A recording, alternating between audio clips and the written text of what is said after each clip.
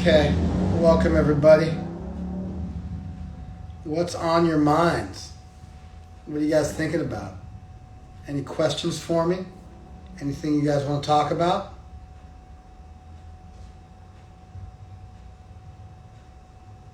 I actually had something on my mind. What do you got, Mason? I was just thinking today how in some of your lectures you talk about, via negativa, the apostolic theology. Probably saying it wrong. Apophatic. Apophatic, that's right. I'm not apostle. Apophatic theology.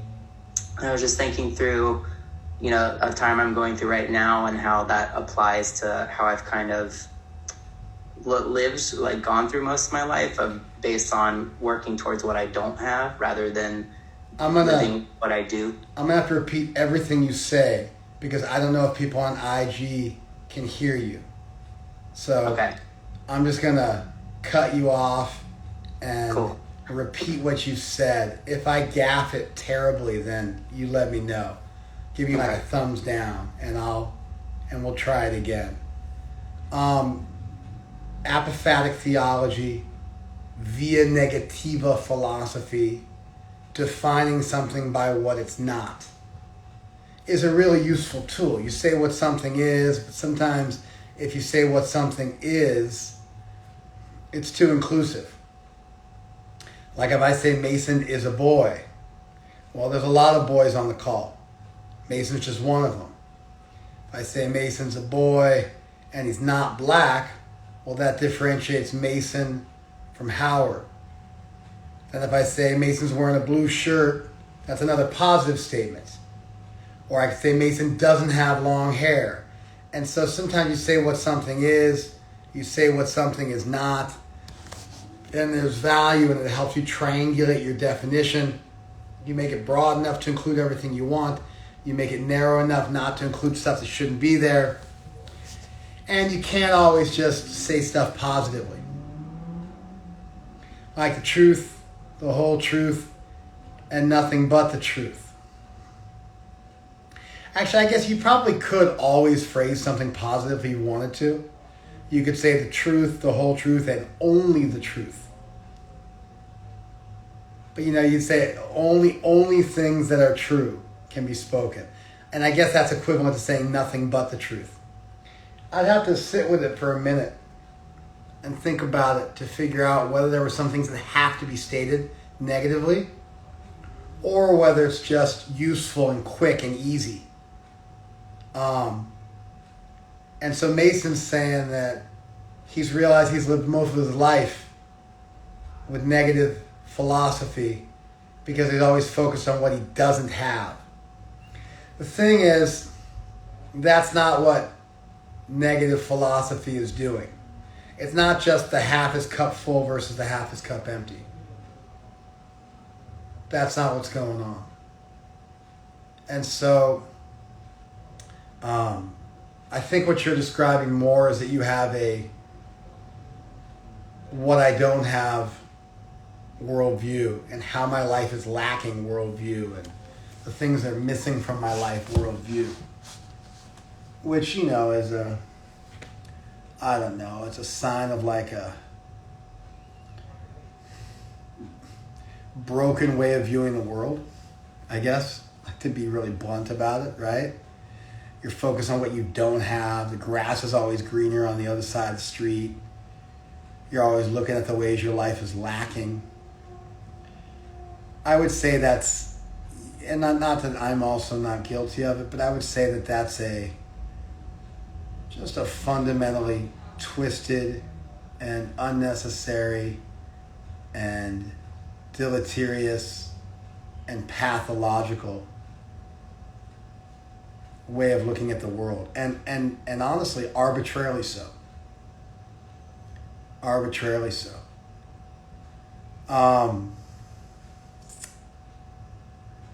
That's different than the idea that God is so transcendent and we're trying to find something which is other than this world. And so one of the ways that we orient ourselves around not getting wrapped up in anthropomorphism and thinking of things in terms of our own frame of reference, but we posit that there might be something beyond our frame of reference, is that we start thinking about, how the absolute, how transcendent, how spirit is distinct from and different from, and it's antimatter. That's trying to cure us of looking at things selfishly. It's trying to cure us of looking at things in a limited way based on our own human experience. And so there's some therapeutic value in that. I think, at least what I'm thinking today, right now, and again, I'd have to really work it through to see if it held up, but I'm pretty sure it will. I think what you're talking about is just an arbitrary choice you make because of something that went wrong in your childhood or something like that, to just always view life in terms of what you don't have and being bummed about it. And I think that's really common. Did you follow that distinction? Yes, thank you. Clarifies it, right? Yeah. All right. It takes another wise, positive tool, and I appreciate the distinction. Yeah, it's a very big distinction. So I'm here in this world, I'm thinking God must be like me and therefore have a body that's going to die like mine and have limitations like I do and be subject to laws of physics or thermodynamics, like old age, disease, and death and things like that. And so to wrap myself around how God's not like me or spirit's not like my corporeal existence, my temporary existence in this world, I start saying, oh, God is, not white, not black, not young, not old, not rich, not poor, not male, not female. And I start trying to cure myself of looking at things only from my own limited frame of reference. You could imagine if there's a frog in a well and you tell the frog, hey, there's an ocean. And the frog's like, well, how big's the ocean? And it's huge. And he says, is it as big as my well? And it's way bigger. Is it twice as big as my well? It's way bigger. Is it 3 times? Come on. How much bigger can it be? And so sometimes comparing something to your frame of reference is problematic because your frame of reference is so small.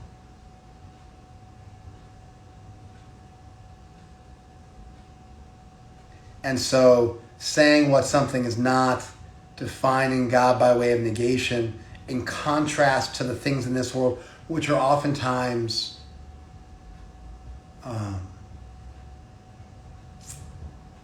limited, and not oftentimes, they are always limited, things in this world, and they're always insufficient, and they're always temporary, and they're always subject to external laws which are above them. And so to start to think about spirit as being distinct from all that, and therefore to define it by way of negation, to cure you of your Dr. Frog mentality, I think there's value in that. In contrast, I don't think there's a lot of value in thinking like, oh, how come I wasn't born straight? Or how come I wasn't born rich? Or how come I wasn't successful as a writer?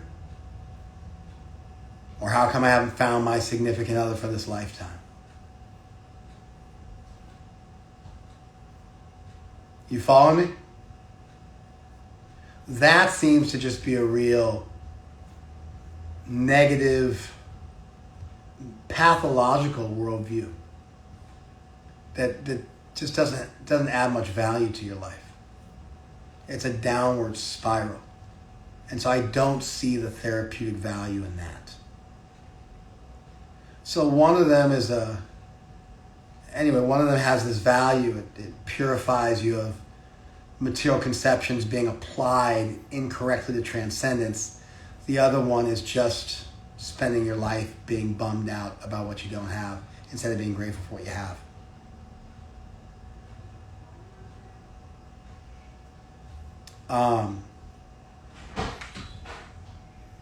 I repeated myself there.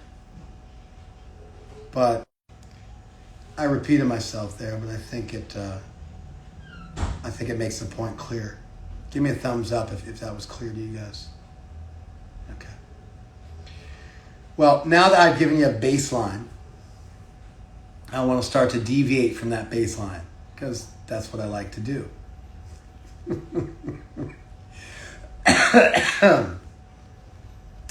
Let's start with all the valuable ways you can be negative about looking at the world.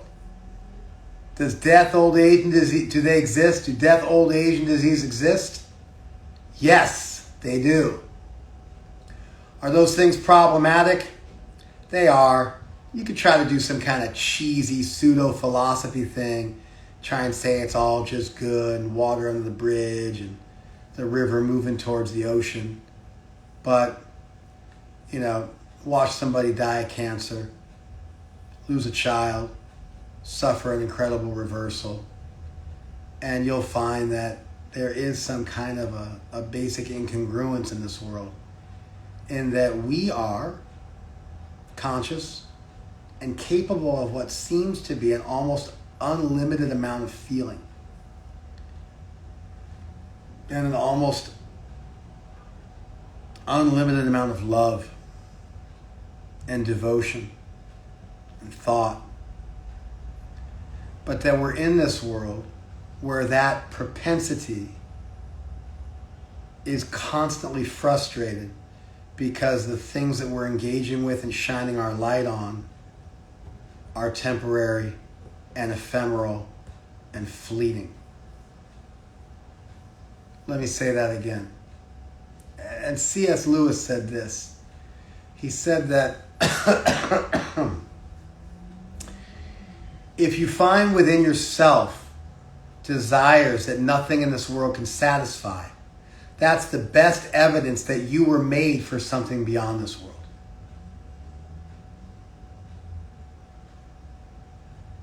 If you find within yourself desires that nothing in this world can satisfy, then that's the best proof that you were made for something beyond this world.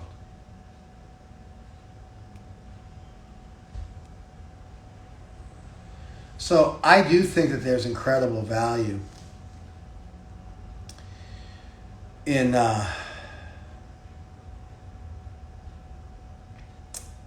hey Rod, yeah, you want to put this up higher? So otherwise I'm vacillating between looking at IG and looking at the people who've logged on what do you the want, call. the computer taller? Yeah, computer taller would be great. You just put this here. Look, this. You just put this one. Scoot this chair? over. Yeah, scoot the chair over. Just put it on top of that. It's not. I don't think it will be. It'll be fine. Is the angle wrong? I hope not. Otherwise I can put that other thing I just had. Let's find out. I don't know How's if that? that'll work. I think it'll work. should. You guys see me okay? All right, we're gonna roll with it. Okay, I can use the other thing if it's better. Thanks, sweetheart.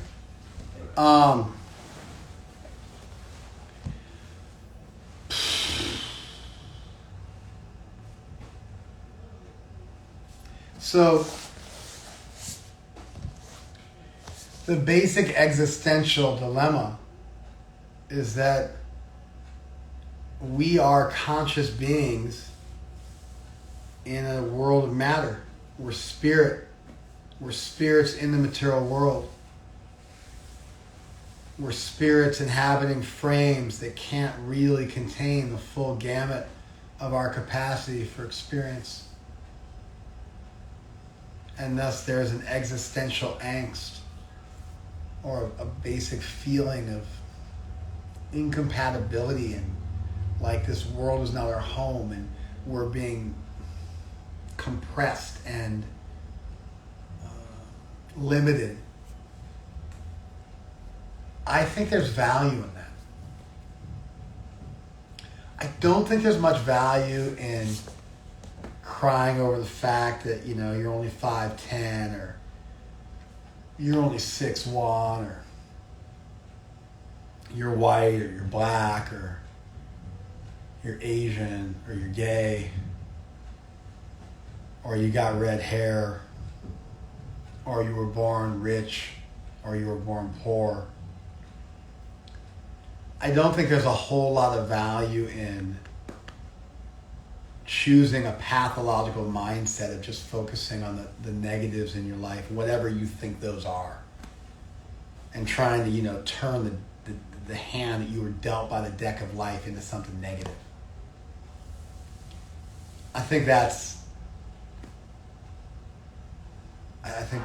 deleterious to the soul and to our consciousness, and a real waste of time and energy.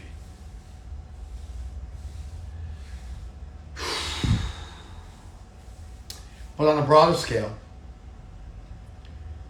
wrestling with and coming to terms with and considering the basic incongruence of this material world with our capacity, I think that existential angst has great value, and it begins you on the journey of looking for something deeper. Did you guys see what I just did?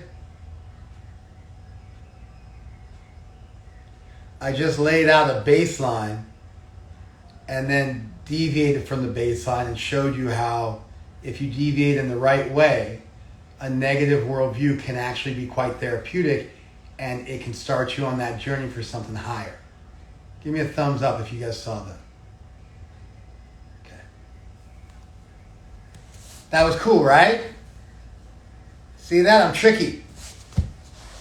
Like a boxer. I lull you into a sense of like how I'm going to move, and I break the pattern. And I create striking opportunities. Here's another one for you. Check this one out. There's also value in thinking anthropomorphically about God. See that? I said previously there's value in the via negativa when it comes to spirituality. There's also value in thinking anthropomorphically when it comes to spirituality. Thinking of God in human-like terms. I mean, if you want to fall in love with God, how are you going to fall in love with something if you're not thinking of it in human-like terms? Also, being a human is not bad. We have the ability to love, the ability to philosophize, to ponder truth, just to meditate. There's so many wonderful things about being a conscious being, specifically a conscious being in the human form of life. It's not that everything about you is material, and God has to be the exact polar opposite of you in every way. Otherwise, you end up with a God that can't love, that can't feel, that can't empathize. Even our relativity, even the fact that we are dependent on external factors, relativity is also the basis of love and compassion, which requires empathy, requires to be affected by other things. Allow other things to, you have to be vulnerable. God, to be complete, must not only be the supreme absolute, but also the supreme relative. In fact, Krishna is the supreme relative. It's God in love, a vulnerable deity.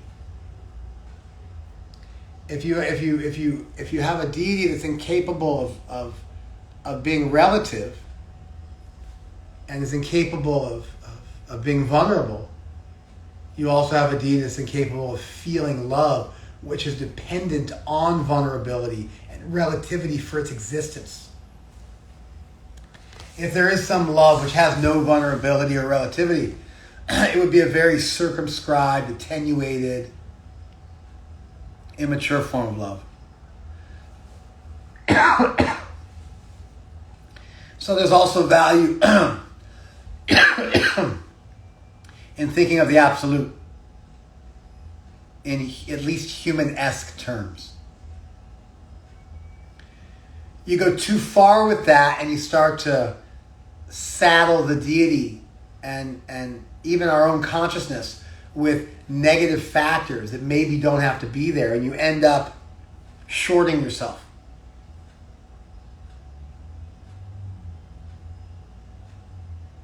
But not everything about us is wrong. If we're sparks of the divine, then by looking at ourselves, we get some sense of our maker.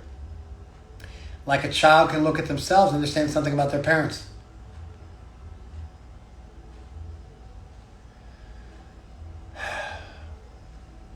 So there's value in anthropomorphizing, and there's limitations.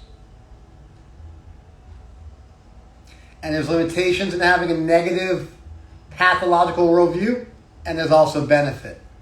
Positive psychology, which really kind of took off in 1998 when Seligman, the president of the APA, the American Psychological Association, decided he wanted to focus on this. He wanted to focus on what makes people happy instead of pathology-based psychology, where you identify what's wrong with people and then figure out how to mitigate that. He said, instead, let's find out what's right with some people, with the top 5% of performers, the happiest people. Let's figure out how to cultivate that. Let's do gratitude exercises. Let's do forgiveness exercises. Let's learn to recognize our character strengths and virtues. Let's learn to find things that we love doing, that we're good at doing. Give me 1 second. Ronnie, I need water, please. And let's focus on that. Let's get in the zone. Let's figure out a way to do things that enliven us and inspire us. Let's copy and emulate people who are winning at the game of life. Let's do happiness surveys, happiness studies.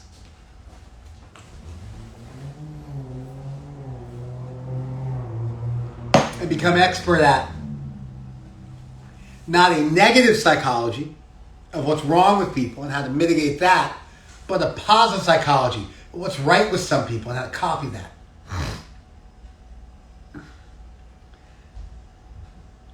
I mean, that's when I like read about this and heard about this, I was like, oh my God, like what's wrong with everybody? Like, how did they miss that for 80 years?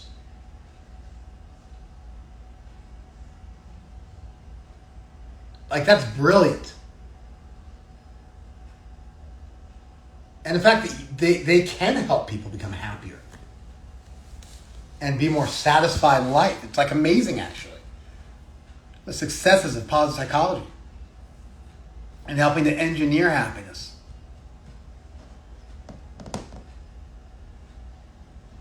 At the same time, there's always going to be a place for the pathology-based approach as well, because people do have cluster A, B, and C personality disorders.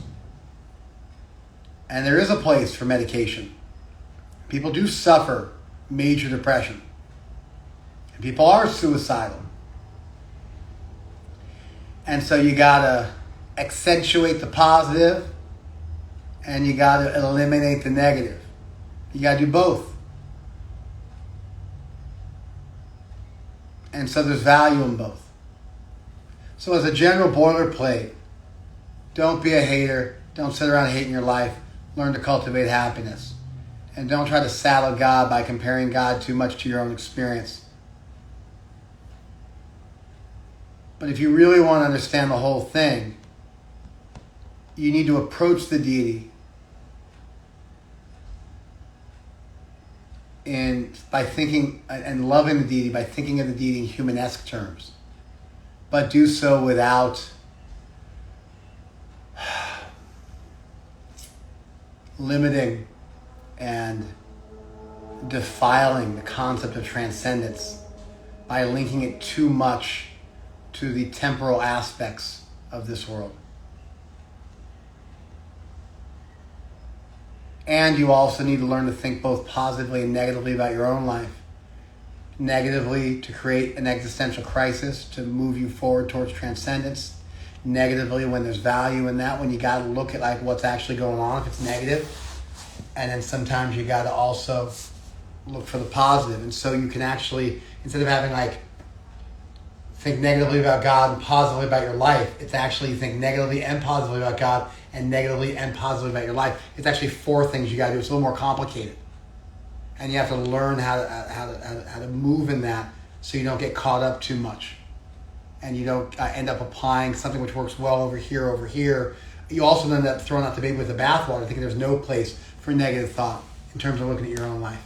So, from Skinner and the behaviorists, we find out that people do more to mitigate pain than they will to create pleasure. Sometimes creating pain for yourself is actually useful.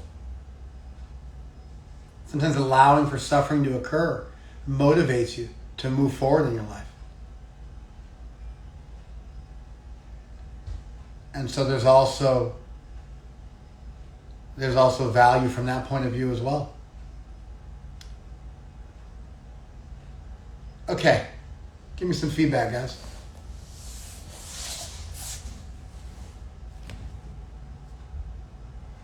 I super appreciated the distinction you made, not only in the beginning, but how you expanded on it too, in terms of how we view our life materially and spiritually, and what benefits there are for the negative thinking that otherwise would be used just to drown out any positive progress forward. And I just really appreciated that distinction.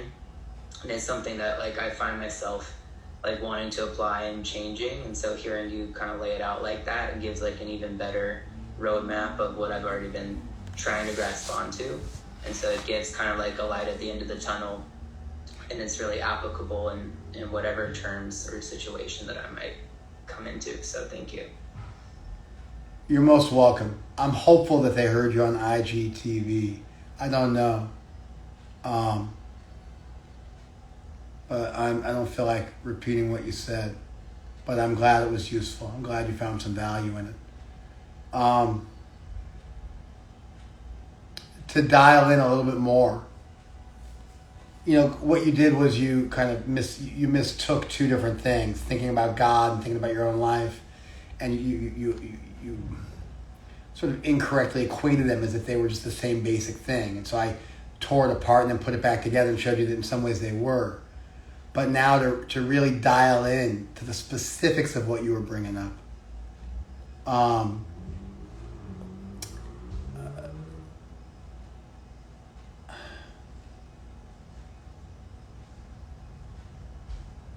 I think that the nature of this world is that we are trained to compare ourselves to others from a very young age.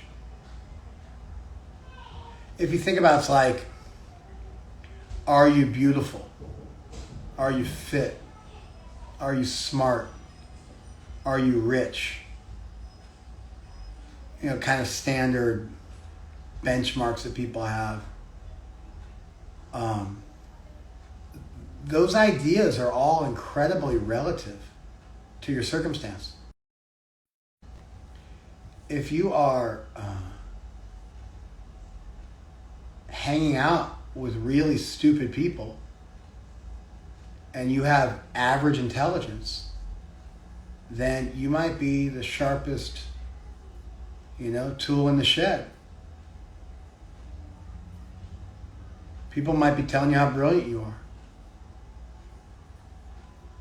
You might be running laps around people.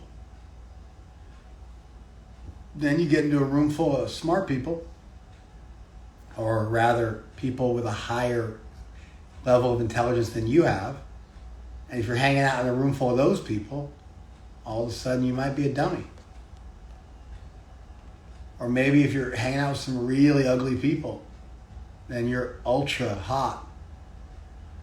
But then if you're hanging out with a bunch of just ridiculously good-looking people, all of a sudden you're on the bottom end of the totem pole. Or maybe you're super fat because you're hanging out with some really skinny people. Or you're super fit because you're hanging out with some really out-of-shape people. Or you're super this or super that. But those terms are all relative to the people that you're hanging out with, that you're comparing yourself to. There's no objective standard. These terms are not used I guess you could be body fat percentage below this amount is this. You could try to assign it an objective thing, but that's not the way we use these terms. We use these terms comparatively. Compared to the people around me, compared to the people in my universe. And so much of how we're trained from a very young age is to look at other people around us, to see what they have, what attributes, what abilities they have, what intelligence, what beauty, what wealth, their family situation, and then to compare it to our own and either feel superior to them or inferior to them. You guys following me? Give me a thumbs up if that's making sense to you.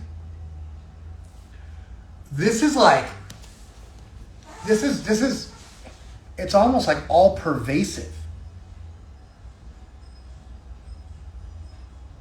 You're trained like this. I'm giving class.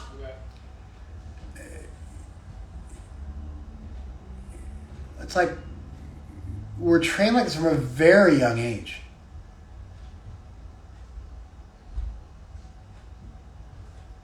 And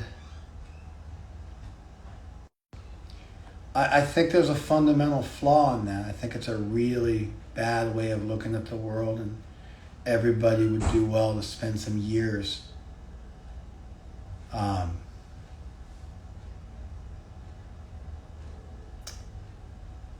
it's like everybody always says to little girls, oh, you're so pretty. And everybody always says to little boys, oh, you're so strong or you're so smart. So if you're like, a little bit woke, then when you see a little girl, you're always like, hey, you're really smart. When you see a little boy, you might say, hey, you're really handsome. You'll switch it around on them, so they don't just end up with these binary kind of gender roles of what they think has value based on their gender. But a step above that, a cut above that, is to start to challenge the very notion of teaching people this, inferior, superior way of looking at themselves and everything else.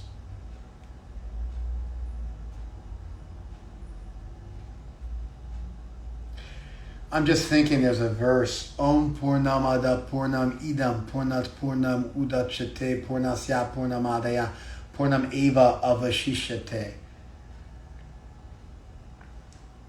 So that is complete. This is complete. The complete comes from the complete. And even when the complete is taken from the complete, what remains is still complete. This is complete. That is complete. Completeness comes from the complete. And even when completeness is taken from the complete, completeness is still what remains. That's from the Isha Upanishad. It's a bit enigmatic, and I don't want to get into all the details of the verse, but I was just thinking about it in relationship to what we're talking about now. It's a much different way of looking at the world. I'm enough. The hand I got dealt is sufficient. I got a body, I got a mind. I can think about and meditate on the deity. I can love other people. I can learn, I can grow. I won. I got dealt a winning hand by the deck of life. I might be a couple inches shorter than the next guy. I might be a couple of IQ points less than the next guy or girl. I might gotten hit by the ugly stick according to some people. But in the big things, I have the ability to think, to feel, to love, to learn, to grow, to empathize. I won. I got dealt a winning hand. I got dealt a royal flush. Maybe some of the corners of my royal flush, the cards are bent a little bit, but whatever. I got dealt a winning hand from the big things.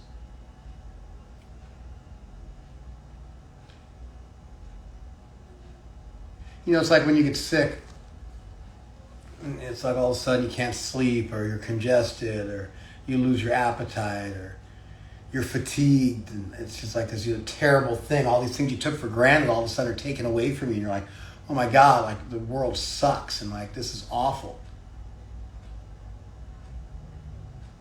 You guys ever had that experience? But I think in a much bigger way. Man, Sunil's called you like 5 times. It's just killing me, Roddy. He'll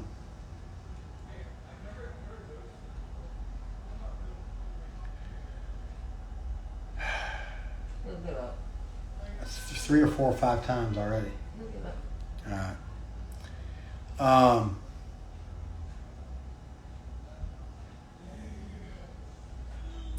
Yeah, so we get sick, and all of a sudden, all these things we took for granted, like having an appetite, being able to sleep peacefully through the night, and not being congested, and being able to be physical, and not being fatigued. All these things are taken away from you, and you're like, this sucks.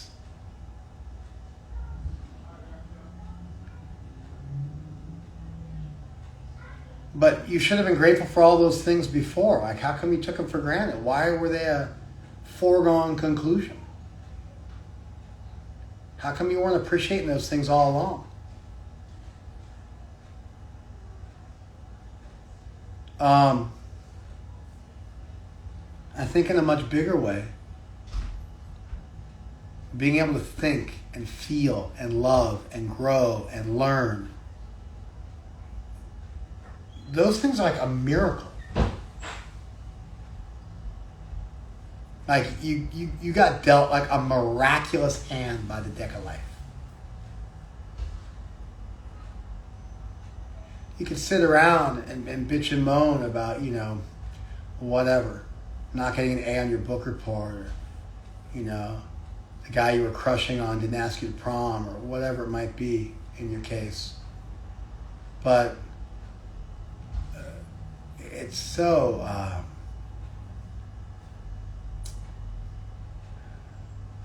trivial in comparison to the big things that we all have. But because they're given to you, you just automatically take them for granted. You don't cultivate any gratitude for them. You don't feel moved. You don't feel moved to tears of like joy and gratitude and thankfulness and love for the deity for all the things you've been given. And you end up wandering through the world with these miraculous gifts being showered upon you at every moment, and you're just bitching about a hangnail.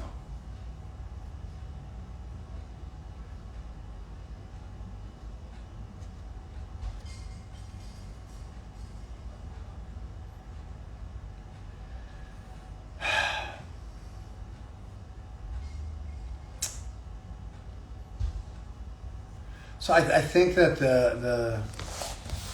the negative worldview and the growing up crying about what you don't have, I think it's all too common. And I think there's an existential component to it where it's part of a basic worldview, and I think it's programmed into us from very young. And I think that we need to spend time fixing that. Even as an atheist, you do well to spend time fixing that.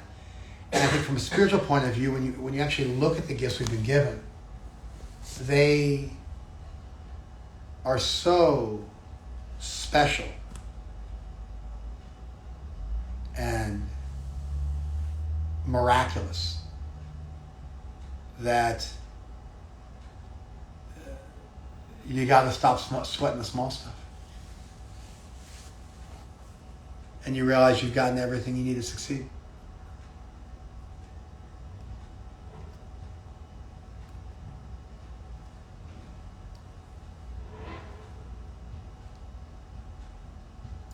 Those are some thoughts I had.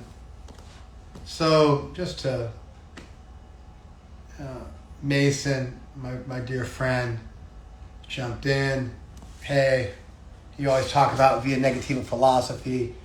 I got the via negativa philosophy of life. I'm always crying about what I don't have. He threw himself on the chopping block. That's most people have that problem. And we should make a distinction. Via negativa philosophically helps us not impinge the deity with material qualities. It helps us not to impinge upon the perfection of the deity by ascribing to it material qualities. Therefore, we define it as being distinct from ourselves. In contrast, we should look at our lives and cultivate happiness and gratitude like positive psychology teaches us. At the same time, there's value in looking at the inadequacies of this world because they'll create an existential dilemma and actually inspire you to pursue spirituality, which is what you should be doing because you're a soul. It shows you that this world isn't fully capable of reciprocating with all of your capabilities and capacity for love and devotion. And so there is a sense in which you can look on a broader scale at what's not happening, what's not good. And then if you want to love the deity, you got to at least start by thinking of the deity in humanesque terms. And you can just ponder, if you want to, the impossibility of falling in love with something which wasn't human-like. Madly in love with something that wasn't human-like. Intimately in love with something that wasn't human-like. And if you really sit with it and don't just do some kind of childish version of that. Hey, I'm giving class. Please close the door. Yeah, take it. Take the card. You're good. Close the door. She's asleep. I'm giving class. I got 20 people. Thank you, son.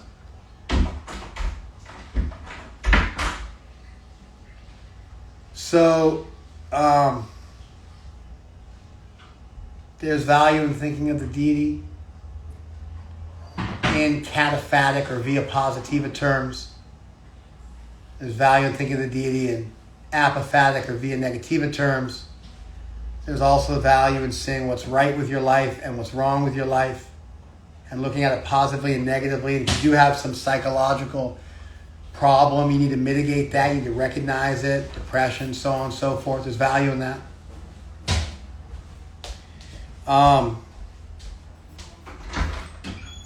Hang on one second. Hey, Roddy. I have to... Hey, Roddy. I have to pause class while you're doing this. So if you could just leave, I'd appreciate it. If you could just please be quiet and leave, I'd appreciate it. Thank you.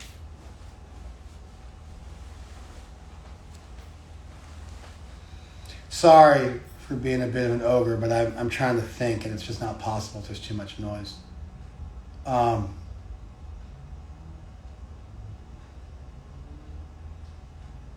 I think there's value in thinking both positively and negatively about the deity. Positively so you can fall in love. Negatively so you don't impinge upon perfection. And I think there's also value in thinking both positively and negatively about your situation in the world. Positively about cultivating gratitude. And negatively about the basic incongruence of being a spirit in this material world.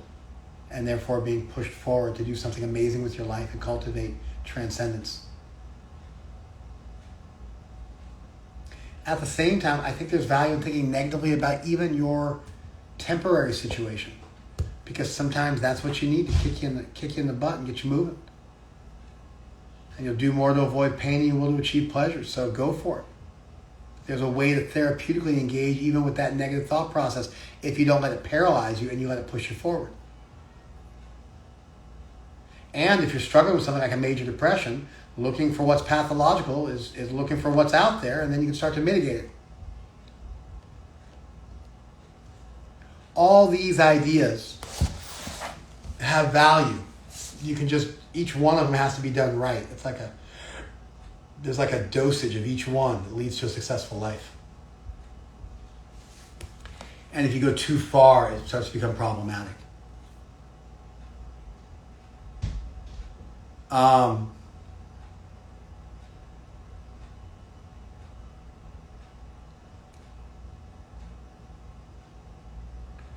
All that made me just think about why it is that we all think so negatively. And I think it's because we're trained in language like smart and stupid, rich and poor, fat and thin, beautiful and ugly. And those terms aren't absolutes. They're always relative terms that are based on comparing yourself to others. The way we functionally use them. You could, like I said, try to ascribe some absolute value to something, but the terms are used in human speech as comparative terms.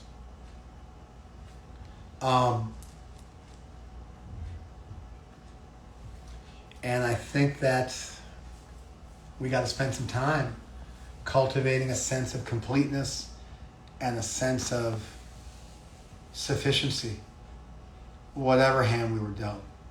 And I like that verse from the Upanishads for that. But just to take it to another level, I think the things that we got are so much more valuable than things we may or may not have. And so instead of walking around crying about a hangnail or a sore tooth or indigestion, we should walk around thinking about how incredibly grateful we are for the miracle of life, thought, contemplation, love, compassion, feeling.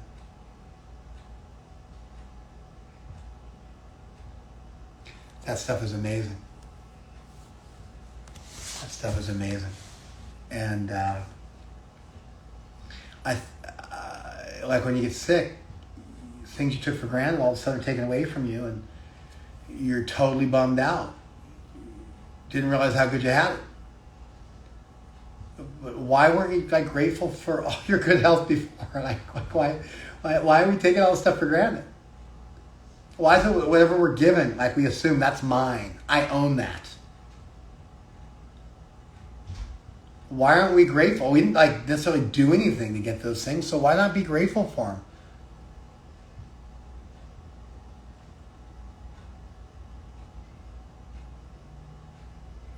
So, similarly, we should also be grateful for the big stuff that we all have, and I gave you a short list. And we should cultivate that on the daily. You know, I'm reminded of that French philosopher Albert Camus, who said that I used to ask more of people than they could give. Endless feeling and everlasting friendship. When I was young, I used to ask more from people than they could give. I would ask for endless feeling and everlasting friendship. He says, now I ask for less than them than they can give. I ask for a straightforward companionship. And when I do that, when I ask for people for less than they can give, then their acts of kindness and their love and their appreciation, those things to me seem to be wholly miraculous and a consequence of grace alone. And so Camus was also making this point that, you know, you want people to give you everything, and then when they can't come up to that level, you're disappointed chronically. If you flip the script and you're like, why do I have a right to ask that from you? Then when people go the extra mile, that's actually like special. And it seems miraculous and a consequence of grace. It always was. You just had the wrong frame of reference. And so you couldn't appreciate it. And so that same principle, I think, applies to stuff we've been discussing. I tried to flesh it out for you guys a little bit. The hope is here is to, you know, when I give a class like this and I look at things from multiple different angles, simultaneously, the hope is to have a few of those things go in and give you pause and make you look at the world a little different.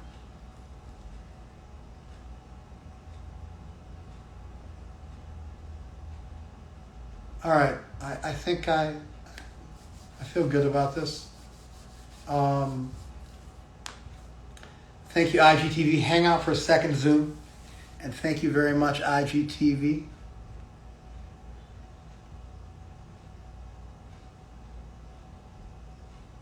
Are you sure you want to end your video? And now?